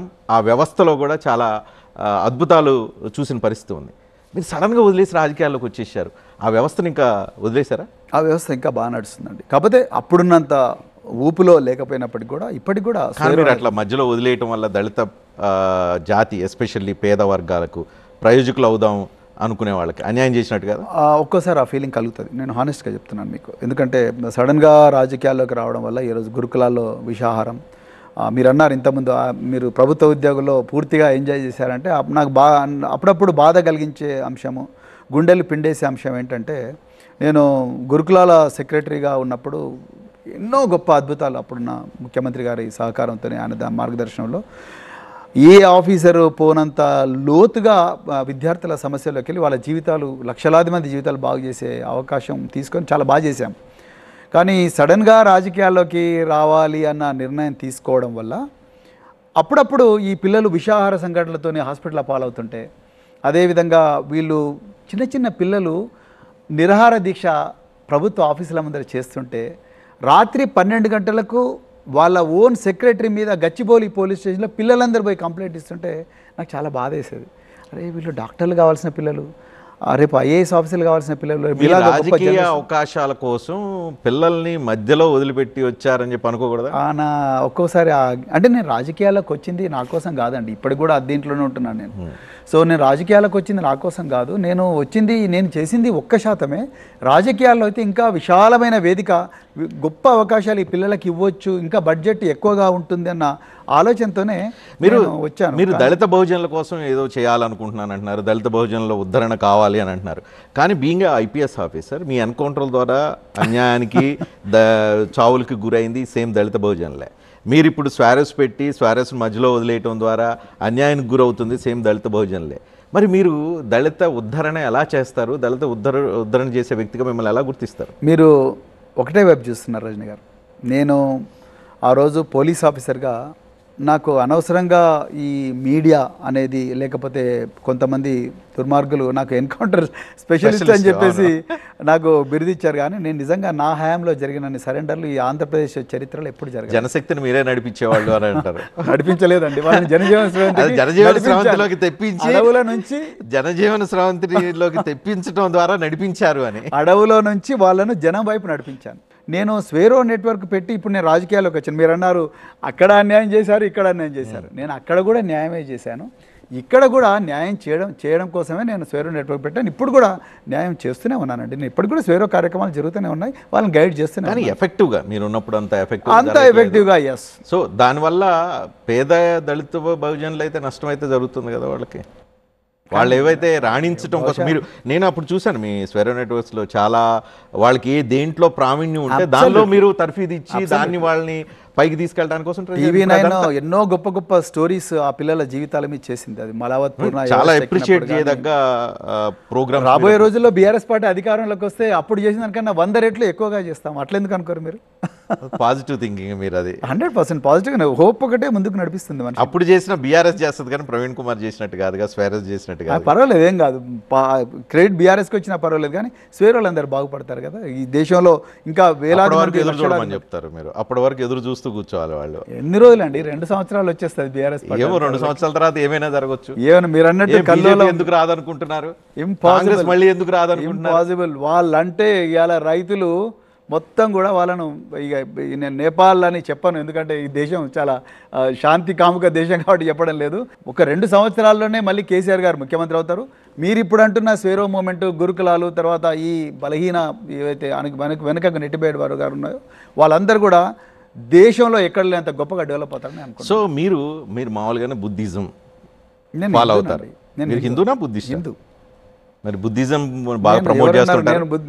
మారిపోయారా మీరు ఈ 2 సంవత్సరాలు? ఏమైనా మళ్ళీ గర్వాప్సి ఏమైనా వచ్చింది? నా పేరులోనే శివానంద్.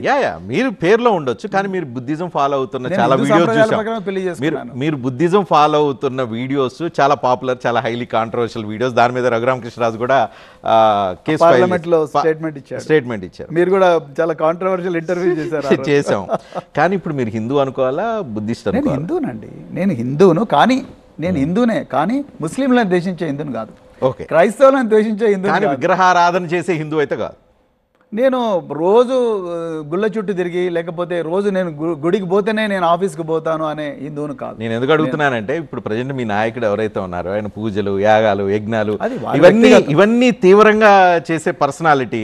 అట్లాంటి లీడర్షిప్లో మీలాగా బుద్ధిజంని నమ్మేవాళ్ళు, లేకపోతే హిందూ విగ్రహారాధన చెయ్యని హిందూ మీరు ఎలా ఫిట్ అవుతున్నారు అనేది. కేసీఆర్ గారు చాలా డెమోక్రటిక్ అండి. మీరు అందరూ అట్లా అనుకుంటున్నారు, కానీ ఎవరికి ఏం నచ్చితే అది మీరు చేయవచ్చు అంతే తప్ప బలవంతంగా నేను పలాని దేవుడిని మొక్కుతాను, మీరు రోజు ఈ దేవుడికి మొక్కే మీరు ఇంటికి పోండి, ఆఫీస్కి పోండి అని కేసీఆర్ గారు ఎప్పుడు కూడా మాకు చెప్పలేదు, చెప్పడం కూడా లేదు, చెప్తాడని కూడా నేను అనుకోవడం లేదు. ఆఫీసర్ ఉన్నప్పుడు కూడా ఆ విధంగా చేయాలని ఎప్పుడు వారు అనలేదు. ఇది రిలీజన్ అనేది వ్యక్తిగతం రజనీ గారు. కానీ ఇక్కడ పాయింట్ ఒకటి చెప్పండి. బీఆర్ఎస్లో ఒక వెలితి కనిపిస్తుంది. ఏంటంటే బీఆర్ఎస్ అంటే అప్పుడు టీఆర్ఎస్గా ఉన్నప్పుడు కేసీఆర్ ఇచ్చిన ఒక హామీ, టీఆర్ఎస్ అప్పుడు అధికారంలోకి వస్తే దళితుడిని ముఖ్యమంత్రి చేస్తానని. ఇప్పుడు ఆ హామీ బీఆర్ఎస్ పార్టీ కట్టుబడి ఉంటుందా? ఒకవేళ అలా చేయాల్సి వస్తే యు ఆర్ ఎలిజిబుల్ అనుకుంటున్నారు? నేను ఆ కండిషన్తో నేను బీఆర్ఎస్ పార్టీలో జాయిన్ మీరు అవ్వాలి. చాలలేదు కానీ మీరు ఎలిజిబుల్ అనుకుంటున్నారా లేదా? నేను పార్టీ ఏ ఇది స్టాండర్డ్ అవకాశం డైలాగ్. ఇస్తే ఇది స్టాండర్డ్. ఇది నేనంటే అవకాశం- as RS Praveen Kumar IPS ఆఫీసర్గా పనిచేసిన అనుభవం, హార్డ్వర్డ్లో చదివి వచ్చిన ఎక్స్పీరియన్సు, సమాజంలో అన్ని వర్గాలు చూసి వచ్చిన వాళ్ళు, కింద దిగువ తరగతి నుంచి వచ్చి ఈ స్థాయికి వచ్చిన వ్యక్తి, యు ఆర్ ఎలిజిబుల్, క్యాపబుల్ అనుకుంటున్నారా తెలంగాణ రాష్ట్రానికి నేను కూడా ముఖ్యమంత్రి అవ్వచ్చు అని? ముఖ్యమంత్రి ఎవరైనా అవ్వాలని అనుకోవచ్చు రజనీ గారు, దాంట్లో అది లేదు. కానీ నేనేమంటున్నా అంటే దానికి చాలా అపారమైన అనుభవం కావాలి, ఎన్నో ఒడిదొడుకులు. నాకంతా రేవంత్ రెడ్డి ఎమ్మెల్యేగా డైరెక్ట్గా ముఖ్యమంత్రిగా అందుకొరకే అనుభవిస్తున్నాం, అందుకొరకే ఈరోజు అనుభవిస్తున్నాం. ఏమాత్రం హృదయం లేని ఒక రాతి గుండె ఉన్న వ్యక్తి, ఏమాత్రం ప్రజల మీద ప్రేమ లేని వ్యక్తి, ప్రజా ప్రభుత్వం అని చెప్పుకుంటేనే ప్రతీకార ప్రభుత్వం నడుతున్న వ్యక్తి ఇవాళ ముఖ్యమంత్రి సీట్లో కూర్చుంటే తెలంగాణకి ఏం జరుగుతుందో మనం చూస్తున్నాం. అలాంటి ముఖ్యమంత్రి అయితే ఎవరు కావాలంటే సో పోనీ కేటీఆర్ ముఖ్యమంత్రి అయితే బెటర్ అంటారా? అయితే మంచిదే, తప్పే ఉంది. అంత హరీష్ వద్దా? ఆయన కూడా అయితే మంచిదే, ఎవరైనా మీరు కావాలి. హరీష్ వర్గం కేటీఆర్ వర్గం? నేను బీఆర్ఎస్లో తెలంగాణ వర్గం. నేను ఏమంటున్నా అంటే బీఆర్ఎస్ వర్గం, దీనిలో బీఆర్ఎస్లో లేని వర్గాలు. బీఆర్ఎస్లో ఎందుకు ఇంత కన్ఫ్యూజన్? ఆల్టర్నేట్ ఎవరు? మొన్నటిదాకా కేసీఆర్ తర్వాత కేటీఆర్, హరీష్, కవిత ఎలిమినేట్ అయిపోయారు. నవ్వు హరీష్ అండ్ కేటీఆర్ మధ్య ఇలా ఎందుకు బీఆర్ఎస్లో ఇంత కన్ఫ్యూజన్, పోటీ? మీరు లేని దాన్ని చూస్తున్నారు, లేనిది సృష్టిస్తున్నారు. నిజంగా హరీష్ రావు గారితో నేను పనిచేస్తున్నాను, కేటీఆర్ గారితో పనిచేస్తున్నాను. వాళ్ళిద్దరి మధ్యలో అద్భుతమైన కోఆర్డినేషన్ ఉంటుంది. కేసీఆర్ గారు ఏ మార్గదర్శనం ఇస్తే ఆ పాలసీని అద్భుతంగా ఇంప్లిమెంట్ చేసే దాంట్లో ఇద్దరు కూడా చాలా అద్భుతమైన కోఆర్డినేషన్తో పనిచేస్తారు. అసలు మీకు ఈ వర్గాలు ఎక్కడి నుంచి కనిపిస్తున్నాయి? కవిత, నేను కవిత చెప్తే వింటున్నా, నాకేం తెలియదు. నేను అదే కవిత చెప్తుంది జాగ్రత్త అన్నా జాగ్రత్త అని చెప్పి కవిత చెప్తుంది, నేను చెప్పట్లేదు. Very unfortunate, actually very unfortunate. I felt very sad. నేను హరీష్ రావు గారితో పనిచేశాను, పనిచేస్తున్నాను. సో ఆయన నిరంతరం ఒక విషయాన్ని చాలా డీప్గా అనలైజ్ చేసి గ్రౌండ్ లెవెల్కి పోయి, ఒక కార్యకర్త ఎవరికైనా ఇబ్బంది అయితే అక్కడ కూడా పోలీస్ స్టేషన్ దాకా పోయి, పోలీస్ స్టేషన్లో పోలీసు వాళ్ళు అరెస్ట్ చేసేదాకా అక్కడ నిలబడి, మళ్ళీ ఎక్కడో దూర అడవి ప్రాంతాలకు తీసుకపోతే అడవి ప్రాంతాల్లో కూడా అక్కడ కూడా నిరాహార దీక్షలు పోలీస్ స్టేషన్లో చేసి మళ్ళీ వాపసు వచ్చేదాకా కొట్లాడే వ్యక్తి. అంటే లాస్ట్ మినిట్ వరకు కూడా కేసీఆర్ గారు ఏ ఇన్స్ట్రక్షన్ ఇస్తే ఆ ఇన్స్ట్రక్షన్ చేస్తారు. కేటీఆర్ గారు కూడా అంతే. ఇద్దరి మధ్యలో అద్భుతమైన కోఆర్డినేషన్ ఉంది. కవిత గారు ఆ మాట ఎందుకన్నారు? I was really shocked. Okay, ముఖ్యమంత్రిగా మీరు పదవిని ఆశించట్లేదు అంటున్నారు. ఓకే, నేను ఆశించడం లేదండి. ఆశించట్లేదు. పోనీ మంత్రి అన్న అవుదాం అనుకుంటున్నారా? పార్టీ నా అనుభవం, నాకుండే సోకాల్డ్ జ్ఞానం, అదేవిధంగా నాకు ఏ వర్గ పక్షపాతిగా నేను పనిచేస్తున్నాను, ఆ వర్గాలకు నా ద్వారా న్యాయం జరుగుతుంది అనుకుంటే పార్టీ నన్ను ఎట్లా వాడుకుంటే ఆ విధంగా నేను. సో మంత్రి అవ్వాలంటే ఎమ్మెల్యేగా పోటీ చేయాలి, ఎంపీఎల్ఏగా పోటీ చేయాలంటే ఎక్కడ పోటీ చేయాలి? మీరు పుట్టిందేమో జోగులాంబ, మహబూబ్ నగర్, ఆశిస్తుంది ఆదిలాబాద్, సిర్పూరు, ఆసిఫాబాద్, సిర్పూరు. ఎక్కడ కావాలి? నేను కేసీఆర్ గారిని ఒప్పించి, కేటీఆర్ గారిని ఒప్పించి నేను సిర్పూర్ నుంచే పోటీ. ఏంటి సిర్పూర్ మీద అంత మమకారం ఏంది? చాలా మంచి ప్రశ్న. సిర్పూర్ అనేది ఇంకా తెలంగాణలో పూర్తిగా కలిసినట్టుగా నాకు అనిపించట్లేదు. సిర్పూరు ఈ రాష్ట్రంలో చివరి నియోజకవర్గం, అత్యంత అణచివేతకు, పేదరికానికి గురైన నియోజకవర్గం. సో నేను ఎవరో కూడా తెలియదు రజనీ గారు. నేను ఒక పార్టీ రాష్ట్ర అధ్యక్షుడిగా సిర్పూర్ నుంచి పోటీ చేద్దాం అనుకున్నాను. అంటే మా పార్టీ నిర్ణయించింది, సిర్పూర్లో ఒకప్పుడు బీఎస్పీ గెలిచింది, సో అందుకొరకు సిర్పూర్ అయితే బాగుంటుందని చెప్పి వాళ్ళు డిసైడ్ చేశారు. సో నేను సిర్పూర్ పోయా, 3 నెలల ముందర పోయానండి. జనాలందరూ కూడా ఎంత గొప్పగా నన్ను ఆదరించారంటే అంత గొప్పగా ఆదరించి నాకు 45,000 ఓట్లు వేశారు. మీకు మీ సేవలు రాష్ట్రానికి అవసరం, సిర్పూర్లో కాదు. ఎందుకు అని అంటే సిర్పూర్లో ఆబ్లిగేషన్స్ ఏదో ఉన్నట్టున్నాయి, నాకు తెలియదు ఏం ఆబ్లిగేషన్ మీకే తెలియాలి.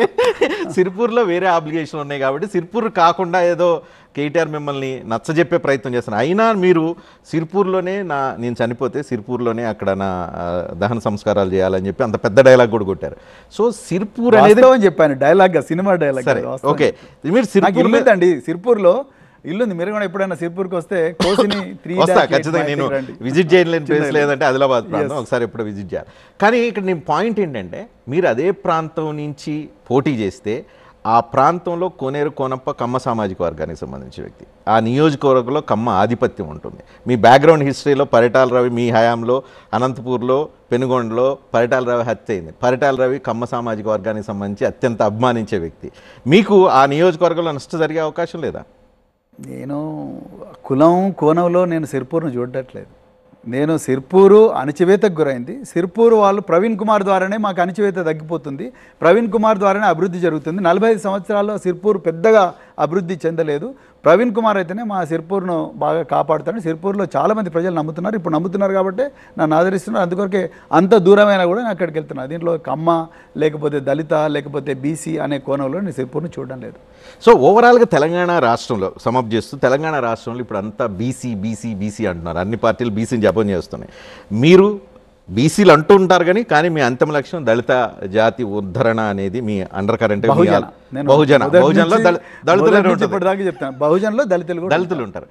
మీరు ఇప్పుడు బీసీ సీఎం చేస్తామని ఒక పార్టీ, భారతీయ జనతా పార్టీ మొన్నటిదాకా బీసీలు 42% రిజర్వేషన్లు ఇచ్చామని కాంగ్రెస్ పార్టీ, రేపు భవిష్యత్తులో కూడా బీసీ ముఖ్యమంత్రి చేస్తామని అంటున్నారు. ఇక్కడేమో బీఆర్ఎస్ గతంలో బీసీలు కాదు దళితులకి సీఎం చేస్తామని వదిలేసిన పార్టీ. ఇప్పుడు ఈ బీసీ జపంలో దళిత వాదం అనేది తెలంగాణలో నిలబడగలిగే పరిస్థితి ఉంటుందా? ఎందుకు నిలబడదు? బహుజన వాదం అనేది ఎప్పుడూ కూడా సజీవంగానే ఉంటుందండి. సో ఇది బీసీ వాదం అనేది నిజంగా బీసీల సమస్యల మీద జరుగుతున్న పోరాటం చాలా చట్టబద్ధమైన పోరాటం, న్యాయబద్ధమైన పోరాటం. వాళ్ళకు అనాదిగా వాళ్ళకు కూడా అన్యాయం జరిగింది. సో ప్రతి పార్టీ కూడా అంటే చాలా వరకు కూడా చాలా వేదికల్లో, అంటే నేను స్వాతంత్రం నుంచి ఇప్పటిదాకా చెప్తున్నాను, చాలా కమిషన్లు వచ్చినాయి కానీ వాళ్ళకి పెద్దగా న్యాయం జరిగిన దాఖలాలు పెద్దగా లేవు. అందుకొరకు ఇది సజీవంగా ఉంటుంది. ఇది విశాలమైన బహుజన వాదంలో బీసీ వాదం ఒక ఉపవాదం. అందుకొరకు దాని గురించి అది వచ్చినంత మాత్రాన దళితులకు జరుగుతున్న అన్యాయాలు మరుగున పడతాయంటే, నేను దళితులకు జరుగుతున్న హిస్టారిక్ ఇంజస్టిస్ అవుతుందో అది మరుగున పడతా అంటే పడకపోవచ్చని నేను అనుకుంటున్నాను. ఓకే, బీఆర్ఎస్లో ఉండి మీరు దళితులకు బహుజనులకు చాలా చేస్తామని అంటున్నారు. మీరు ఏదొక అధికారంలో ఏదొక పదవి దక్కితేనో లేదు అధికారంలోకి వచ్చిన తర్వాత మాత్రమే సమాజంలో సమూలమైన మార్పులు తీసుకురావడానికి ఒక అవకాశం దొరుకుతుంది. ఒక చిన్న పాలసీ ద్వారా ఆ సమాజంలో సమూలమైన మార్పులు తీసుకురావచ్చు.